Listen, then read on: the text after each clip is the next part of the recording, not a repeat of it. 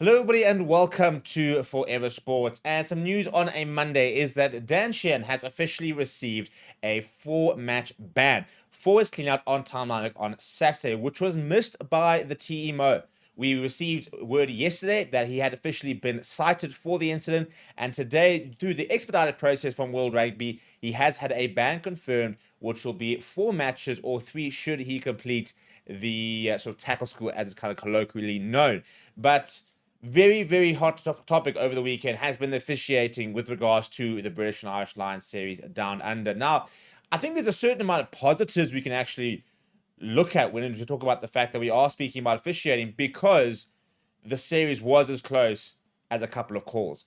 And I think if we'd being brutally honest with each other, if we go back a month's time, we were looking at a whitewash, and we were very surprised if the Wallabies had competed at all. And yet they almost pulled off a miracle in the second test, won the third test very convincingly, and at the end, it wasn't the one-sided affair that we all thought we were going to get, which is a very big positive. However, officiating is always at the center of big series, isn't it? Or World Cup finals and the likes of that. I mean, we only have to go back 4 years and see the very controversial Rassie Erasmus video that came out due to decisions that happened during that test match series, which saw him being banned for a year with the Springboks. We've already had Joe Schmidt, who got off with a warning from World Rugby, basically saying that, his inference that World Rugby were not taking, head injuries very seriously was very concerning, and they'll have to review the statements. But they did say they would not be taking any action against Joe Schmidt, which in itself upset quite a few South African fans, with the whole idea that there's sort of something out against South Africans, and the fact that Rassie Erasmus gets a ban for what he did, and yet Joe Schmidt can basically infer that World Rugby, with the decision that happened on the day, were not being very serious about sort of head contact. So that's a whole different debate to have. However, if we are looking at particularly this Saturday, it was a pretty important part of the game, I suppose. Tom Lynagh was at the end of a cleanout from Dan Sheehan. He went off with an HIA. He did not return to the game. Now, I thought Tom Lynagh had a pretty decent series. I still do think that James O'Connor was underutilized in the fact that he wasn't utilized at all by Joe Schmidt, but he was quite an important part of the way the Wallabies wanted to play throughout the series. And as a result, missing him for that second half could have been really important. Now, what I will say is the fact that this all happened on Saturday, and yet we are sitting on a Monday afternoon with a decision. And that part, in terms of the expedited processes we are now seeing from World Rugby, is for me complete game changer. And 10 out of 10, the fact that that's actually changed. And basically what happens now is that there is a smaller committee, a bit of a more straightforward process with regards to disciplinary matters. Now, we basically get a notification on a Sunday morning, usually, for any instance that happened on Saturday, that basically says that this has been cited, or, this is going to be reviewed with regards to red cards.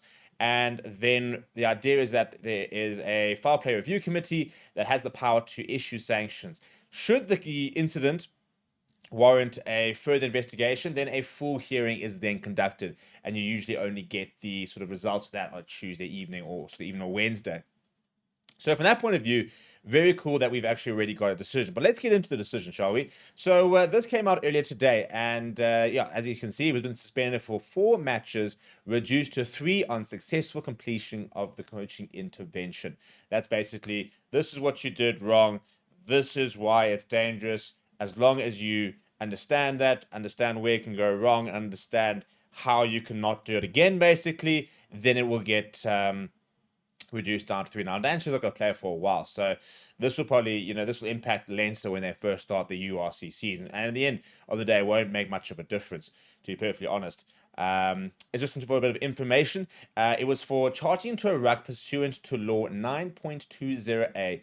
And the committee itself was chaired by Wang Shao-in from Singapore, and he was joined by former international player Mike Micah from New Zealand and former match official Valerie Toma from Romania. So you can just see a 3-person panel, which is obviously not an entire sort of, I think it's about 5 or 6-person panel for a full hearing.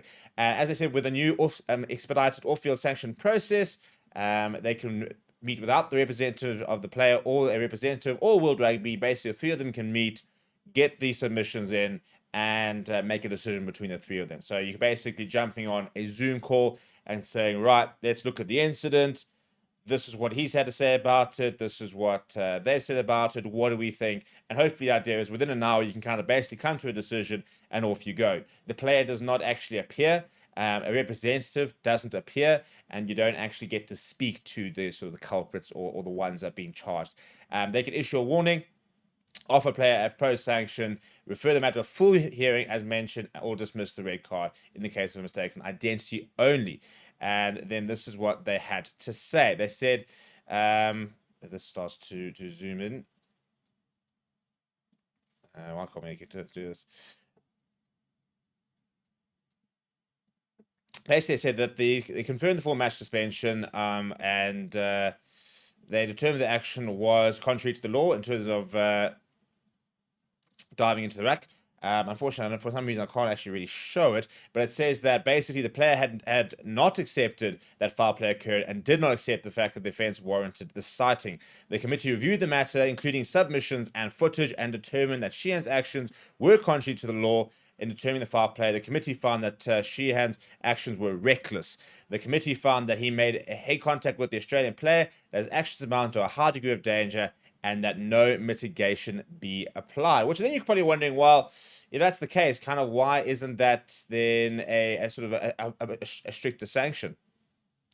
And they said that it warranted the mandatory mid-range entry point of 6 matches. They decided not to award the full 50% mitigation due to the non-acceptance of foul play. So by Dan Sheehan saying that he didn't believe it was foul play. And as a result, they ended up with 4 matches, and then he can do the completion of the coaching intervention. The 4 matches are as follows. It is Leinster versus Cardiff, which is a preseason game. That, for me, is a complete mistake. You should not include preseason games in official matches. I mean, in match bans. You know, in theory, he's now banned for that. The Leinster versus Stormers, Leinster versus Sharks, Leinster versus Munster. If he does the coaching intervention program, that goes down to the Sharks. I mean, to the last game being the Sharks game. And then he's only effectively missing 2 matches. Leinster versus Stormers, Leinster versus Sharks. I mean, missing a Cardiff preseason game means absolutely nothing. So from that point of view, I think that's really poor. And I think that, you know, every time we sort of take a step forward, you know, towards, I think, finding, you know, better processes and finding better ways of dealing things, we then sometimes take a step back. I think that for me is a step back in terms of allowing that a pre-match game or preseason game includes in the ban itself. I do think that it was a ban, to be honest. I do think that it was quite reckless. I was very surprised it wasn't picked up. I don't think the TMO had the best day on the day itself in terms of picking up these incidents. But it's good to see that that there has been a ban over it. I do think it's pretty much a fair ban as well. I don't think it was done with the intent to injure, to be honest. I think that, you know, players do charge to a ruck, especially when they feel the ruck's been missed and it's kind of quite desperate towards the end to try and turn something over. So I don't think it was intentional in terms of going out and trying to take out Tom Lynagh himself and in particular the players. So some people talk about the fact that teams almost line up certain players and try to go out and injure them. And so I don't think it was quite that case. I do think it was quite reckless. I do think if you look at, you know, the force and where his arms were, for example, never really sort of intending to try and actually make contact with, you know, on the shoulder and try and sort of drive him through and the likes of that. So, yeah, I think 4 matches, I think 5 matches down to 4 probably would have been a better sanction, personally. And I don't think the preseason game should have counted. I think if he went into the URC season next season missing 4 matches, then that probably would have been a fairer ban. I do like the new process, though. I think this expedited process is a very good thing. Now it's just a case of making sure we're getting the right incidents reviewed and that the sanctions that are being imposed are fair and consistent. That's the main thing. It's all about consistency when it comes to fans. We just want to see the similar sanctions receiving similar punishments, or similar incidents receiving similar sanctions, rather. You know, and as long as that is the case, then we can kind of all get behind it. But what do you think of the ban? Do you think it's too lenient? Do you think it's harsh? Do you think it should have been a ban at all? And how much do you think it actually made effect on Saturday itself? Let me know what you think down in the comments below. Smash a like on the video. Subscribe to the channel as well. Thank you very much for watching. My name is Steve. I'll chat to you soon.